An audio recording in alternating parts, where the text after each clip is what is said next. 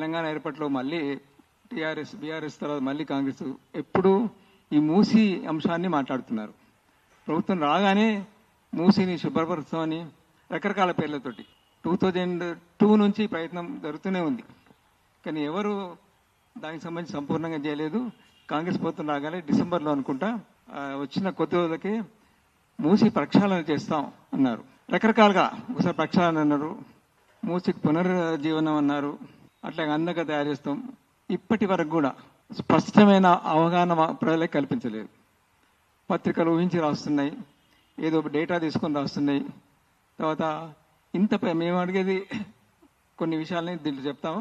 ముందుగా ఏ ప్రాజెక్ట్ నిర్మించినా ప్రజలకు సమాచారం ఉండాలి, పత్రికలు కాదు. పత్రికలు ఎట్లాగో వస్తాయి, రాస్తారు మీరు, కానీ ప్రభుత్వం తరఫున ప్రజలతో మాట్లాడాలి.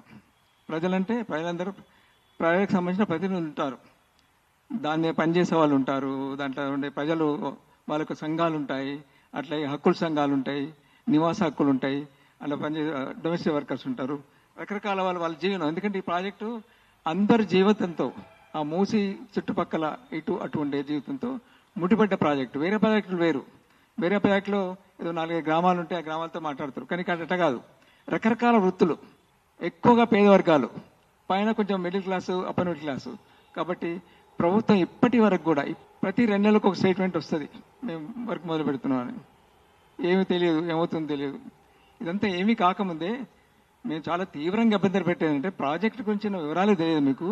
ఆల్రెడీ ఇక్కడ బస్తీల ప్రతినిధి ఉన్నాడు బిలాల్ గారు, దాదాపు 386 400 గ్రామాలు, 400 ఇళ్ళు తీసేస్తున్నారు అక్కడి నుంచే, చాలా హడావిడి చేసి 400 ఇళ్ళు తీసేసి వాళ్ళకు అంటే ప్రభుత్వం చెప్పింది మీరు చాలా అబద్ధత ఉంది, వరదలు వస్తాయి కాబట్టి మిమ్మల్ని తరలిస్తాం, మూసి ప్రాజెక్టు వస్తుంది అని అక్కడక్కడ వాళ్ళకు నివాసం ఏర్పరిచినారు. కానీ వాళ్ళు ఇంకా సెట్ కాదు. ఇదొకటి. రెండోది, ఎన్నిసార్లు అడిగినా ప్రాజెక్ట్ రిపోర్ట్ ఇవ్వడం లేదు.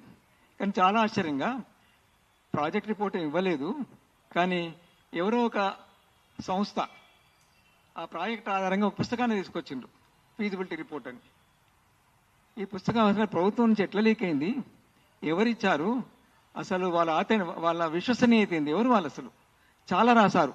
ఎన్ని ఇళ్ళు పోతాయి, ఎంత అంటే ప్రభుత్వం చాలా సీక్రెట్గా, ప్రభుత్వంలో అధికారులు లేక రాజకీయ నాయకులు రహస్యంగా ఒప్పందాలు బయట సంస్థలతో ఉన్నాయి, వాళ్ళకి మాకు తెలియదు. ఏడీబీ వాళ్ళు లీక్ చేశాడా, ఏడీబీకి లోన్కి అప్లై చేసినట్టు చెప్తున్నారు, మాకు తెలియదు. మేము చూస్తున్నాం, పత్రికల్లో వచ్చింది 41,000 కోట్లు అని వచ్చేసింది, మొదలవుతుంది అని.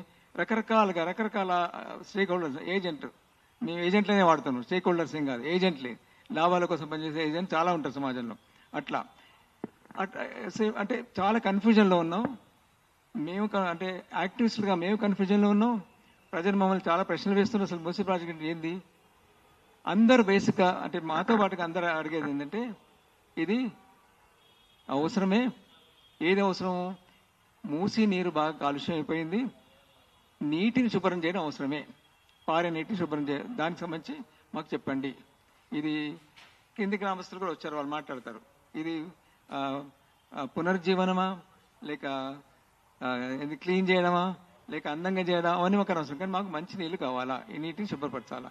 ఆ విషయంలో మాకు కానీ కింద రైతులు, మేము చాలాసార్లు తిరిగాం, కింద దాదాపు 60-70 గ్రామాలు, 40 చెరువులోకి నీళ్ళు పోతాయి.